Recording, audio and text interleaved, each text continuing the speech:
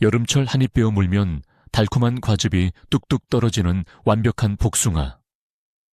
상상만 해도 기분이 좋아지지 않으신가요? 그런데 겉은 멀쩡해 보이는데 막상 쪼개보면 속이 까맣게 썩어 있거나 벌레가 우글거리는 끔찍한 경험 한 번쯤 해보셨을 겁니다. 도대체 무엇이 문제였을까요? 그 비밀은 바로 오늘 우리가 이야기할 주제, 복숭아꽃이 피기 직전의 골든타임에 숨겨져 있습니다. 안녕하세요, 여러분. 오늘은 한 해 복숭아 농사의 성패를 완전히 갈라놓는 결정적인 작업, 바로 개화 전 복숭아나무 방제 작업에 대해 아주 깊이 있게 파헤쳐 보려고 합니다. 이 영상 끝부분에서는 전문 농업인들조차 가끔 실수하는 아주 치명적인 방제 타이밍의 비밀을 하나 공개할 텐데요. 이것만 알아도 올여름 수확량이 2배는 훌쩍 뛸 거라고 확신합니다. 혹시 지난 여름 애써 키운 복숭아를 병해충 때문에 눈물을 머금고 버려야 했던 적이 있으신가요? 여러분의 뼈아픈 실패담이나 궁금한 점이 있다면 지금 바로 댓글로 남겨주세요. 자, 그럼 달콤한 복숭아를 지키기 위한 첫걸음 시작해볼까요? 본격적인 이야기에 앞서 왜 복숭아 나무가 유독 병해충에 취약한지 그 배경을 조금 이해할 필요가 있습니다. 복숭아는 예로부터 불로장생의 과일로 불릴 만큼 영양분이 풍부하고 달콤합니다. 그런데 안타깝게도 이 달콤함을 사람만 좋아하는 게 아니라는 것이죠. 수많은 곤충과 눈에 보이지 않는 곰팡이균들 역시 복숭아 나무를 최고의 맛집으로 여깁니다. 겨울 동안 나무의 껍질 틈새나 땅 속에서 웅크리고 숨어있던 이 불청객들은 봄 기운이 돌고 나무에 물이 오르기 시작하면 무서운 속도로 깨어납니다. 특히 꽃이 피고 잎이 나기 시작할 때가 가장 위험한 시기입니다. 잎과 꽃눈이 연약해서 병균이 침투하기 아주 쉽기 때문이죠. 과거 화학 비료나 농약이 발달하지 않았던 시절에는 이 시기를 놓치면 그해 농사는 하늘에 맡겨야만 했습니다. 그래서 선조들은 봄비가 내리기 전후를 기점으로 천연 유황이나 석회를 섞어 나무에 바르며 해충을 막아보려 애를 썼습니다.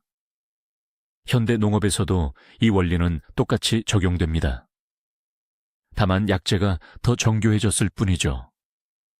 꽃이 활짝 피어버린 후에는 약을 치고 싶어도 꽃이 피 상하거나 수분을 도와주는 꿀벌들이 죽을 수 있어서 독한 약을 쓸 수가 없습니다. 바로 이것이 우리가 꽃이 피기 전 나무가 아직 겨울잠에서 덜 깬 이 짧은 순간을 절대 놓쳐서는 안 되는 가장 중요한 이유입니다. 가장 먼저 짚고 넘어가야 할 것은 바로 방제의 정확한 타이밍입니다. 도대체 언제 약을 쳐야 가장 효과적일까요? 정답은 나무의 꽃눈이 살짝 부풀어 오르기 시작하지만 아직 꽃잎에 분홍빛이 보이지 않을 때입니다. 사람으로 치면 아침에 알람을 듣고 눈은 떴지만 아직 이불 밖으로 나오지는 않은 바로 그 상태입니다. 이때 해충과 병균들도 겨울잠에서 깨어나 막 활동을 시작하려고 기지개를 켭니다. 보호막이 가장 약해진 이 순간에 약을 살포해야 녀석들을 일망타진할 수 있습니다.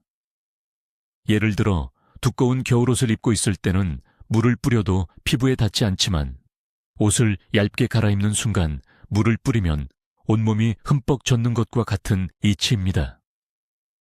너무 일찍 치면 해충들이 아직 두꺼운 알껍데기 속에 숨어 있어서 약효가 떨어지고 너무 늦게 치면 이미 깨어난 해충들이 나무 껍질 깊숙이 숨어버리거나 약해진 꽃눈이 약해를 입게 됩니다. 매일매일 과수원을 거닐며 나무 끝에 봉고리 상태를 관찰하는 것이 훌륭한 농부의 첫 번째 덕목입니다. 이 시기에 우리가 가장 경계해야 할 최악의 적이 하나 있습니다. 바로 이포갈병입니다. 이름부터가 아주 끔찍하지 않나요? 이포갈병은 복숭아나무 잎이 마치 화상을 입은 것처럼 붉게 부풀어 오르고 쭈글쭈글하게 오그라드는 무서운 병입니다. 한번 걸리면 잎이 제대로 광합성을 하지 못해 뚝뚝 떨어져 버리고 결국 열매로 가야 할 영양분이 모두 끊기게 됩니다. 눈에 보이지 않는 아주 작은 곰팡이균이 원인인데 이 녀석들은 겨울 내내 가지 표면이나 눈의 비늘 조각 틈에 숨어 있다가 봄비가 내리면 빗물을 타고 순식간에 나무 전체로 퍼져나갑니다. 만약 잎이 오그라드는 것을 눈으로 확인한 뒤에 약을 치려고 한다면 그것은 이미 불이 난 집에 물 한 바가지 붓는 격입니다. 아무 소용이 없습니다. 그래서 이 포갈병은 무조건 예방이 생명입니다. 꽃이 피기 전 철저한 사전 방제만이 이 포갈병의 악몽에서 복숭아나무를 구해낼 유일한 방법이라는 점을 명심하셔야 합니다. 그렇다면 이 이포갈병을 막기 위해 우리는 어떤 무기를 꺼내 들어야 할까요? 복숭아 농가에서 가장 널리 쓰이고 효과가 확실한 첫 번째 무기는 바로 석회 유황합제입니다. 이름이 조금 어렵게 들리지만 쉽게 말해 돌가루인 석회와 유황을 푹 끓여서 만든 강력한 살균 및 살충제입니다. 이 약재는 냄새가 마치 오래된 온천에서 나는 달걀 썩는 냄새와 비슷해서 코를 찌르지만 효과만큼은 정말 확실합니다. 나무에 이 약을 꼼꼼하게 뿌려주면 유황 성분이 나무 껍질 틈새에 숨어있는 곰팡이, 포자를 태워버리고 깍지벌레 같은 해충의 숨통을 끊어놓습니다. 게다가 석회 성분은 나무 표면에 얇은 코팅막을 형성해서 외부에서 날아오는 새로운 병균의 침입을 막아주는 방패 역할까지 합니다. 아주 든든한 갑옷을 나무에 입혀주는 셈이죠. 하지만 이 강력한 무기인 석회 유황합제도 쓸 때 주의해야 할 치명적인 단점이 있습니다. 바로 금속을 심하게 부식시킨다는 점과 다른 약재와 섞어 쓸 때 엄청난 부작용이 발생할 수 있다는 것입니다. 여기서 아주 흔하게 퍼져 있는 잘못된 상식을 하나 바로잡고 가겠습니다. 귀찮다고 석회 유황합제를 다른 살충제나 살균제와 한꺼번에 섞어서 뿌려도 될까요? 절대 안 됩니다. 이것은 복숭아 나무에 독극물을 붓는 것과 같습니다. 석회 유황합제는 강한 알칼리성이기 때문에 다른 화학농약과 섞이면 예측할 수 없는 화학 반응을 일으켜 약효가 사라지거나 나무 전체가 타들어가는 심각한 약해를 입게 됩니다. 반드시 석회 유황합제는 단독으로 오직 이 약 하나만 물에 희석해서 살포해야 한다는 원칙을 머릿속에 깊이 새겨두셔야 합니다. 석회 유황합제에 이어 복숭아 과수원의 양대 산맥으로 불리는 또 다른 방제약이 있습니다. 바로 보르도액입니다. 보르도액은 황상우리와 생석회를 섞어 만든 친환경적인 살균제입니다. 주로 세균성 구멍병을 예방하는 데 탁월한 효과가 있습니다. 세균성 구멍병에 걸리면 복숭아 잎에 총을 맞은 것처럼 작은 구멍들이 뻥뻥 뚫리고 과일 표면에도 검은 반점이 생겨 상품 가치가 완전히 바닥으로 떨어집니다. 보르도액을 잎이 나기 전에 미리 뿌려두면 구리 이온이 서서히 녹아나오면서 세균의 번식을 오랫동안 억제하는 훌륭한 역할을 합니다. 하지만 석회 유황합제와 보르도액, 이 두 가지 강력한 무기를 연달아 사용할 때는 반드시 지켜야 할 철칙이 있습니다. 두 약재 사이에는 최소 15일에서 20일 정도의 충분한 강역을 두어야 한다는 것입니다. 약재 성분들이 나무에서 충분히 마르고 자리를 잡을 시간을 주지 않고 연달아 뿌리면 앞서 말씀드린 끔찍한 화학 반응이 일어나 나무를 죽일 수도 있습니다. 지금까지 곰팡이와 세균을 잡는 이야기를 했다면 이제는 눈에 보이는 징그러운 적들을 상대할 차례입니다. 바로 진딧물과 응애입니다. 이 녀석들은 크기는 아주 작지만 물이 지어 나무의 쇠를 빨아먹는 흡혈귀 같은 존재들입니다. 겨울 동안 이 해충들은 나뭇가지에 갈라진 틈이나 눈 주변에 수많은 알을 낳아두고 추위를 견딥니다. 봄이 되어 기온이 올라가면 이 알들에서 새끼들이 깨어나 연약한 새순을 갉아먹기 시작하죠. 이 알들을 없애기 위해 사용하는 것이 바로 기계 유유제입니다. 기계유유제는 쉽게 말해 아주 맑은 기름입니다.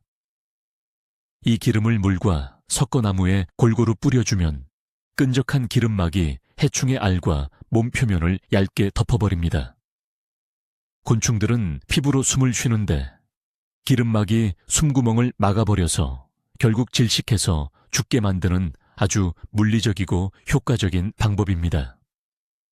독성 화학물질로 죽이는 것이 아니라 숨을 막아 죽이는 방식이라 해충들이 내성을 가질 수도 없습니다. 기계유유제를 뿌릴 때 가장 중요한 것은 나무 전체를 말 그대로 목욕시키듯이 흠뻑 적셔 주어야 한다는 점입니다. 기름이 닿지 않은 곳에 있는 알은 죽지 않고 그대로 살아남기 때문입니다. 특히 나뭇가지가 갈라지는 가랑이 부분이나 껍질이 거칠게 일어난 곳은 해충들이 알을 숨겨두는 최고의 명당 자리입니다. 이런 곳은 분무기 노즐을 바짝 대고 수압을 높여서 꼼꼼하게 씻어내듯 뿌려 주어야 합니다. 여기서 또 하나의 오해를 풀어볼까요? 기름을 치면 나무가 숨을 못 쉬어서 죽지 않을까 걱정하시는 분들이 있습니다.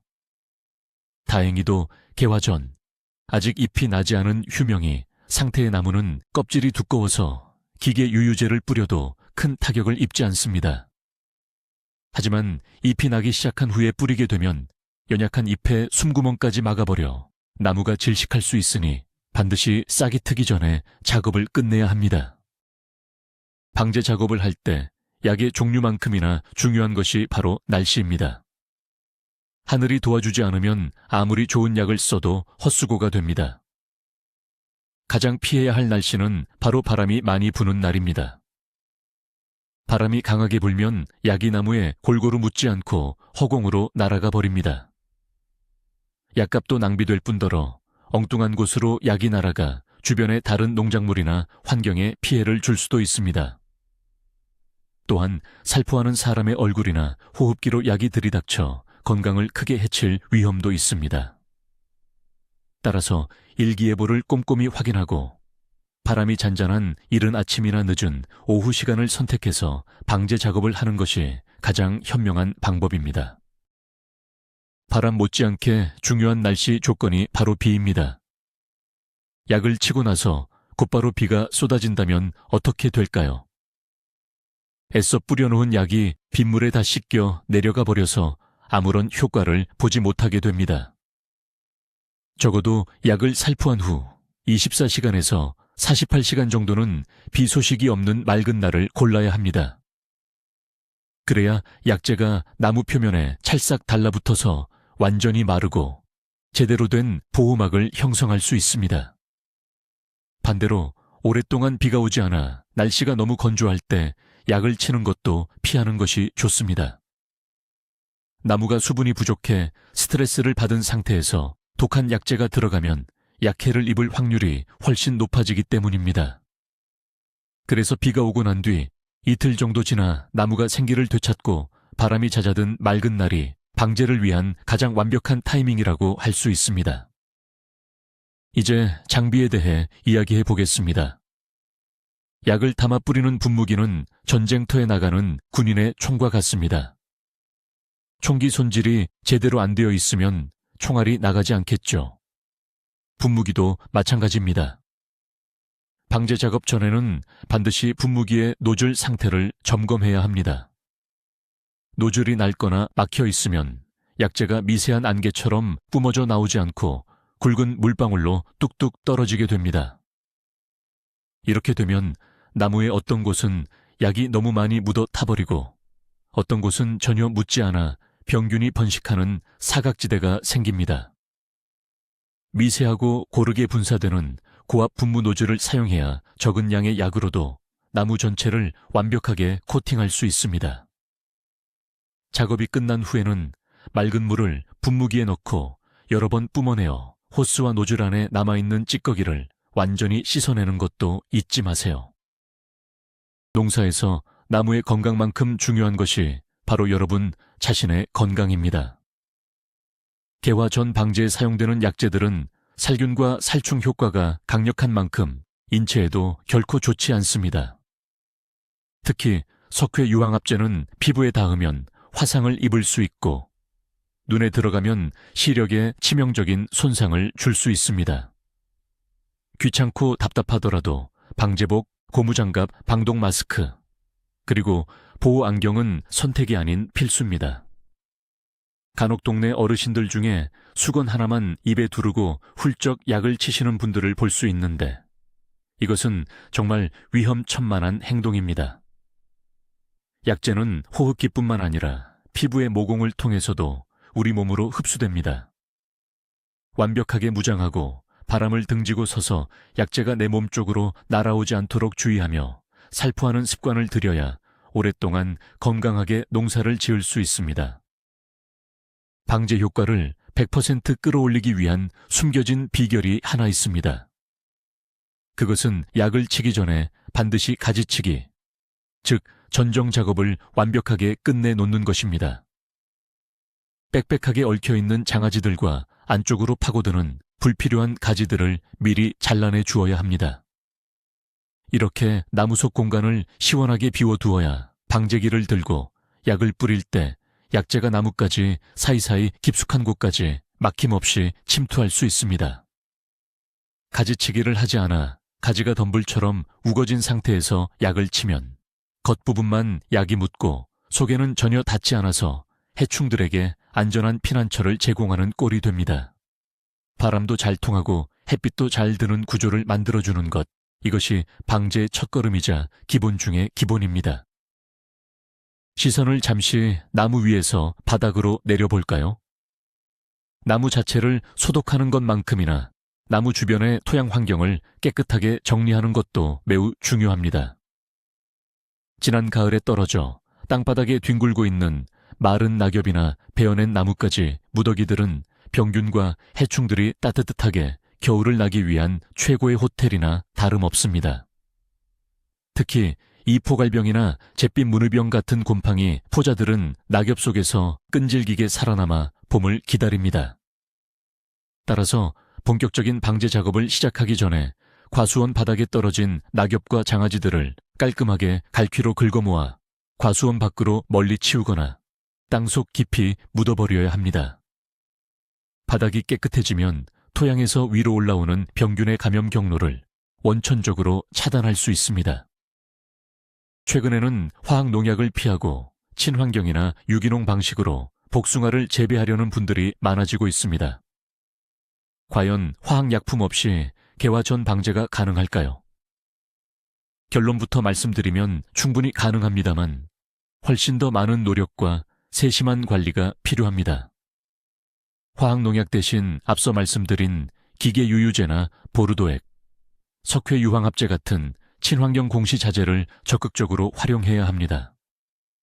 또한 난황유라고 불리는 계란 노른자와 식용유를 섞어 만든 천연 방제액을 집에서 직접 만들어 진딧물과 응애를 방제하는 방법도 널리 쓰이고 있습니다.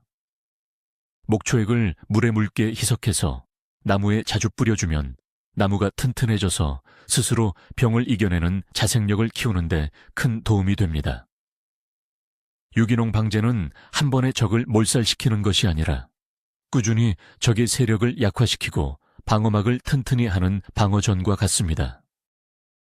친환경 방제를 이야기할 때 빼놓을 수 없는 것이 바로 천적을 활용하는 방법입니다. 자연계에는 해충을 잡아먹고 사는 이로운 곤충들이 많이 있습니다. 대표적인 것이 바로 무당벌레와 풀잠자리입니다. 이 녀석들은 진딧물을 하루에 수백 마리씩 잡아먹는 어마어마한 대식가들입니다. 우리가 독한 화학농약을 무분별하게 뿌리게 되면 해충도 죽지만 이런 고마운 천적들까지 모두 몰살당하게 됩니다. 천적이 사라진 과수원에는 살아남은 소수의 해충들이 천적의 방해 없이 어마어마한 속도로 폭발적으로 번식하게 되어 결국 더 큰 피해를 불러옵니다. 따라서 친환경 자재를 사용하고 과수원 주변에 헤어리 배치나 들묵사에 같은 초생 재배를 통해 천적들이 숨어 살 수 있는 건강한 생태계를 만들어주는 것이 장기적으로 복숭아나무를 보호하는 가장 지혜로운 방법입니다. 방제 작업을 할 때 많은 분들이 나뭇가지와 꽃눈에만 집중하느라 정작 중요한 나무 기둥, 즉 주간부를 놓치는 경우가 많습니다. 나무 기둥의 껍질을 자세히 살펴보면 거칠게 갈라지거나 벗겨진 곳이 많을 텐데요. 그곳을 살짝 들춰보면 하얀 고치나 작은 벌레들이 옹기종기 모여있는 것을 발견할 수 있습니다. 특히 복숭아유리 나방의 애벌레는 나무 기둥 안으로 파고들어가 속을 갉아먹으며 나무를 서서히 말라 죽게 만드는 아주 치명적인 해충입니다. 방제를 할 때는 분무기를 위쪽으로만 쏘지 말고 나무 기둥의 아랫부분부터 시작해서 굵은 가지가 갈라지는 부위까지 꼼꼼하게 약재가 흘러내릴 정도로 듬뿍 살포해야 기둥 속의 숨은 적들을 퇴치할 수 있습니다. 비료와 방제의 상관관계도 짚고 넘어가야 합니다. 봄이 오면 나무가 잘 자라라고 질소 비료를 듬뿍 주시는 분들이 있습니다. 하지만 질소 비료를 너무 과도하게 주면 나무의 가지와 잎만 무성하게 자라게 됩니다. 이렇게 조직이 연약하게 자란 나무는 병해충의 공격에 아주 훌륭한 먹잇감이 됩니다. 살이 너무 찌면 건강이 나빠지는 것과 같죠. 복숭아 나무의 껍질이 얇아지고 수분이 많아져서 진딧물이나 곰팡이가 번식하기 최적의 환경이 만들어집니다. 따라서 방제를 아무리 열심히 하더라도 비료를 잘못 주면 밑빠진 독에 물 붓기가 됩니다. 개화 전에는 질소 비료의 양을 적절히 조절하고 나무의 골격을 튼튼하게 만들어주는 칼슘이나 인산 비료를 적절히 배합하여 나무 자체의 면역력을 높여주는 것이 중요합니다.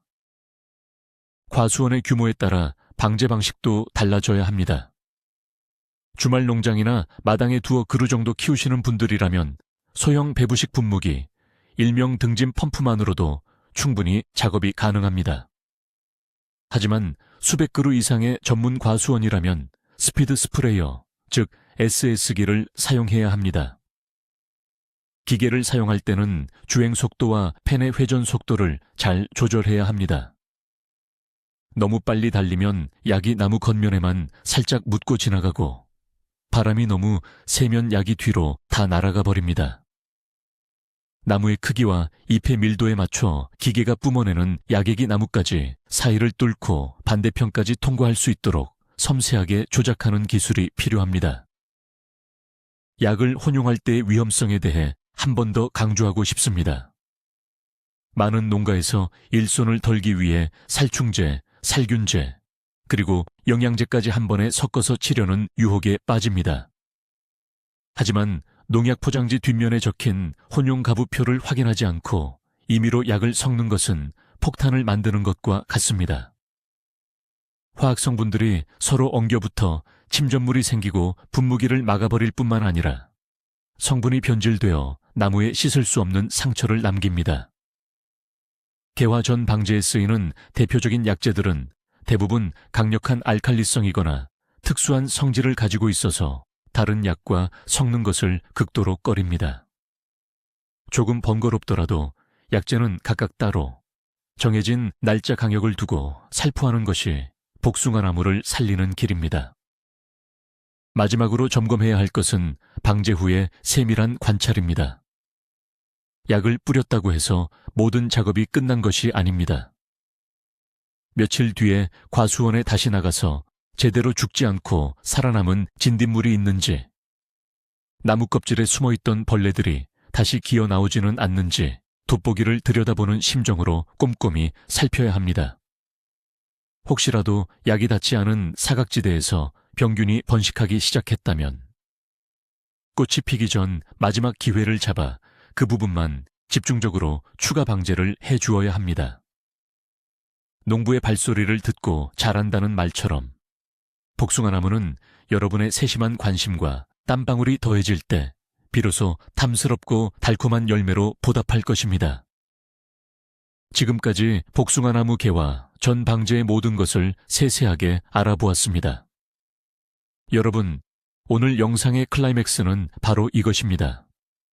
수많은 병해충 약과 복잡한 날씨 조건들을 말씀드렸지만 결국 가장 중요하고 경이로운 사실은 우리가 꽃이 피기 전 이 짧은 2주에서 3주 남짓한 골든타임을 어떻게 지켜내느냐에 따라 1년 농사의 운명이 180도 바뀐다는 것입니다. 겨울잠에서 깨어난 벌레들이 연약한 새순을 갉아먹기 직전, 병균들이 이포갈병을 일으키기 직전의 그 찰나의 순간, 그 타이밍을 정확히 잡아내어 철저하게 소독을 마친 나무는 여름이 되면 놀랍도록 맑은 껍질과 당도 높은 완벽한 복숭아를 우리에게 쏟아냅니다. 이것이 바로 자연의 경이로움이자 농부의 땀방울이 만들어내는 진정한 기적입니다. 오늘 알려드린 석회유황합제와 보르도액의 사용법, 그리고 날씨와 안전수칙들을 꼭 기억하셔서 올해는 단 한 알의 복숭아도 버리지 않는 풍성한 수확의 기쁨을 누리시길 바랍니다. 오늘 영상이 유익하셨다면 지금 바로 구독과 좋아요 꾹 눌러주시고요. 주위에 복숭아 농사로 고민하시는 분들이 있다면 이 영상을 널리 공유해 주세요. 마지막으로 여러분께 질문 하나 드릴게요. 여러분이 지금까지 과일나무를 키우면서 가장 골치 아팠던 병이나 벌레는 무엇이었나요? 댓글로 여러분의 경험담을 자유롭게 남겨주시면 다음 영상에서 그 해결책을 속 시원하게 다뤄보겠습니다. 시청해 주셔서 감사합니다.